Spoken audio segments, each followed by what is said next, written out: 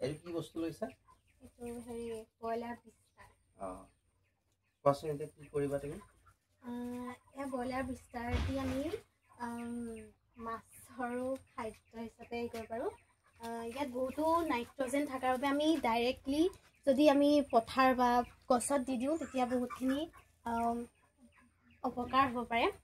সেয়েহে আমি ইয়াত হিউমাছ আৰু কি অপকাৰ হ'ব পাৰে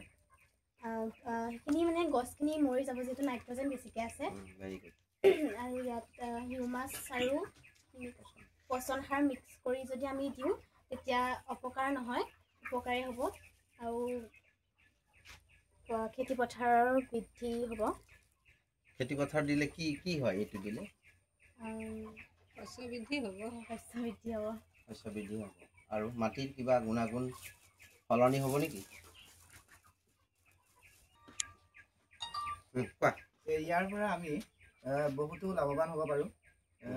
এইবোৰ খেতি পথাৰৰ বাবে বহুতো মানে লাভজনক আৰু এইবোৰ আমি জৈৱিক সাৰ হিচাপে ব্যৱহাৰ কৰিব পাৰোঁ এইবোৰ আমি বিক্ৰী কৰিব পাৰোঁ আৰু বিক্ৰী কৰি বহুতো লাভৱান হ'ব পাৰোঁ বিক্ৰী কৰিলে কি পাবা তুমি বিক্ৰী কৰিলে আমি অৰ্থনৈতিকভাৱে স্বাৱলম্বী হ'ব পাৰোঁ ভেৰি গুড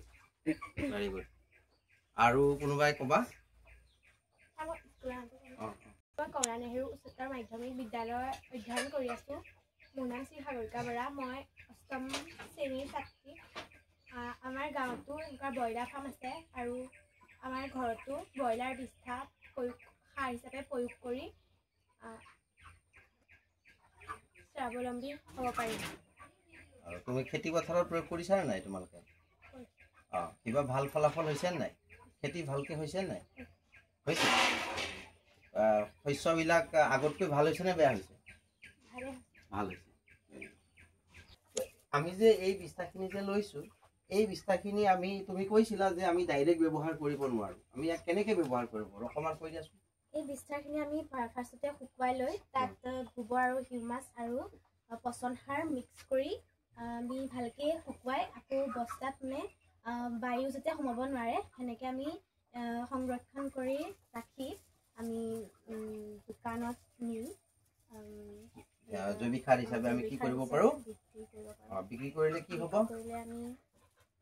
অৰ্থনৈতিক স্বাৱলম্বী হ'ব পাৰিবা আৰু ইয়াৰ যে গোন্ধটো ওলাই আছে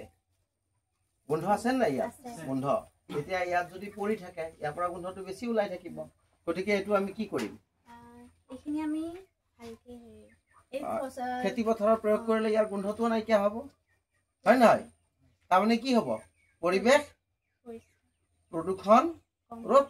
কৰিব পাৰিম হয় নহয় মই কমলা নেহেৰু উচ্চতৰ মাধ্যমিক বিদ্যালয়ৰ পৰা আহিছোঁ আমাৰ ছাত্ৰ ছাত্ৰীসকলে এটা বিষয় বাছি লৈছে যে ব্ৰইলাৰ মুৰ্গীৰ বিষ্ঠা যিটো এইটোৰ পৰা তেওঁলোকে কিবা এটা উৎপন্ন কৰিব বা আপোনালোকে